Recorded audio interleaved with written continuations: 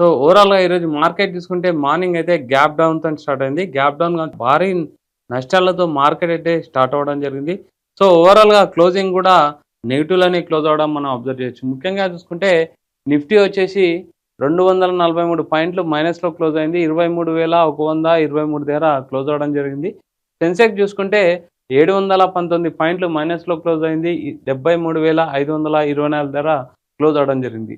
Nifty చూసుకుంటే ఇంచుమించు అంటే 291 పాయింట్లు నెగెటివ్‌లోనే క్లోజ్ అవ్వడం జరిగింది. నిఫ్టీ 500 వచ్చేసి 22,173 దగ్గర క్లోజ్ అయింది.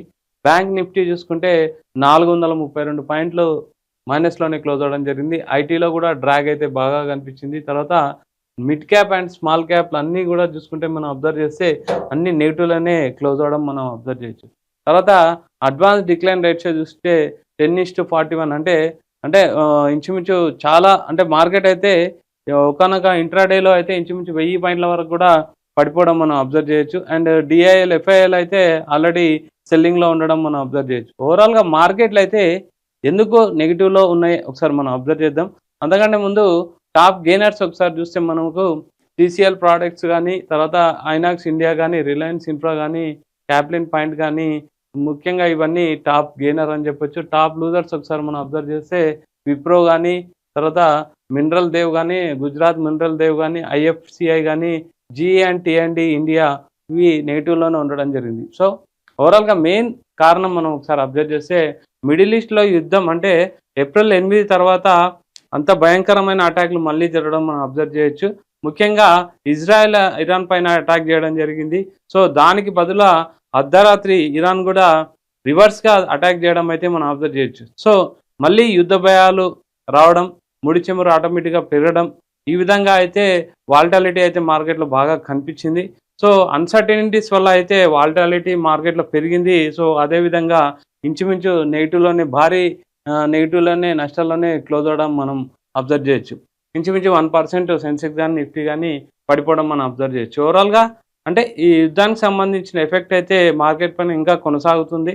అంటే నిఫ్టీ యొక్క movement all time high rich అయ్యే అవకాశం అయితే ఇప్పట్లో కనిపించట్లేదని ఎక్స్‌పర్ట్‌లు కూడా చెప్పడం జరుగుతుంది. తర్వాత ఆల్రెడీ పోర్ట్‌ఫోలియోలు కూడా అన్నీ నెగెటివ్‌లోనే ఉన్నాయి. ముఖ్యంగా ఎక్స్‌పర్ట్‌లు చెప్పేదేంటంటే ఆల్రెడీ పోర్ట్‌ఫోలియో నెగెటివ్ ఉన్న వాళ్ళు మాత్రం కొంచెం హోల్డ్ చేసుకొని ఉండాలి. ఆల్రెడీ కొత్తగా ఎంటర్ అయితే మాత్రం ఇది మంచి అవకాశం అని చెప్పడం జరుగుతుంది. సో ఆ విధంగా గోల్డ్ అండ్ సిల్వర్ ఒకసారి మళ్ళీ అబ్జర్వ్ చేస్తే గోల్డ్ చూసుకుంటే ఈరోజు -620 అయితే అంటే స్పాట్ గోల్డ్ ప్రైస్ మనం చూసుకుంటే -620 అంటే 0.400% అయితే పడిపోవడం జరిగింది. సిల్వర్ చూసుకున్నా ఈరోజు -400 అంటే ₹400 మైనస్‌లో ఉంది.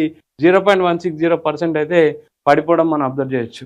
అంటే జనరల్‌గా అన్‌సర్టెనిటీస్ ఎక్కువైతే సేఫ్ హేవెన్‌గా భావించే గోల్డ్ అయితే పెరగాలి. కాకపోతే అన్‌సర్టెనిటీస్ అనేది మార్కెట్‌కి అలవాటైపోయింది. అంటే స్థాయికి మించిపోయిన అన్‌సర్టెనిటీస్ పెరగడం అనేది థంబ్ రూల్ ఎక్కడ పనిచేయట్లేదు అనేది మనం అబ్జర్వ్ చేయొచ్చు.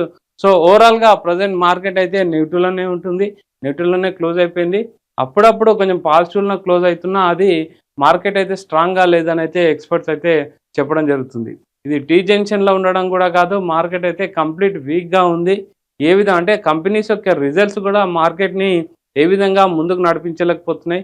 కంటిన్యూగా ఎఫ్ఐఎల్ అయితే సెల్లింగ్‌లో ఉండడం కూడా మనం అబ్జర్వ్ చేయొచ్చు. సో వాట్ నెక్స్ట్ ఏం చేయాలంటే ఇంతకుముందు చెప్పినట్టు కొత్తగా ఎంటర్ అయ్యే వాళ్ళకు మంచి ఆపర్చునిటీ బయింగ్‌కి, తర్వాత ఆల్రెడీ ఉన్న వాళ్ళకు హోల్డ్ చేసుకునే ఖచ్చితంగా ఉండాలని ఎక్స్‌పర్ట్ చెప్పడం జరిగింది. సో ఇప్పుడు అప్డేట్ అందుతున్న న్యూస్ ఏంటి మళ్ళీ ఒకసారి చూస్తే ప్రజెంట్ అయితే ఇరాన్ అయితే సీజ్ ఫైర్ స్టార్ట్ చేయడం జరిగింది.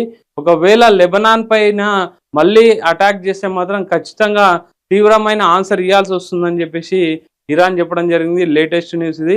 ట్రంప్ కూడా తన పోస్ట్‌లో పెట్టడం జరిగింది. ఇరాన్ అండ్ ఇజ్రాయెల్ అయితే ఒక సీజ్ ఫైర్ ఒప్పందానికి రావడం జరిగింది. ఒకవేళ అదే విధంగా అటాక్లు మాత్రం ఇజ్రాయెల్ స్టార్ట్ చేస్తే లెబనాన్ పైన ఈసారి మాత్రం అంటే వాళ్ళు ఇచ్చే ఆన్సర్ తీవ్రంగా ఉంటుందని చెప్పేసి ఇరాన్ కూడా అనౌన్స్ చేయడం జరిగింది. సో దీనిపైన రేపు మార్కెట్ ఎలా ఉంటుంది అనేది అంటే పాజిటివ్‌గా ఉండొచ్చు, పాజిటివ్‌గా రావచ్చు. ముడి చమురు కూడా వాలటాలిటీ తగ్గుతుంది కాబట్టి రేపు మార్కెట్లు పాజిటివ్‌గా ఉండే అవకాశం ఉందని ఎక్స్పర్ట్స్ అయితే చెప్పడం జరుగుతుంది.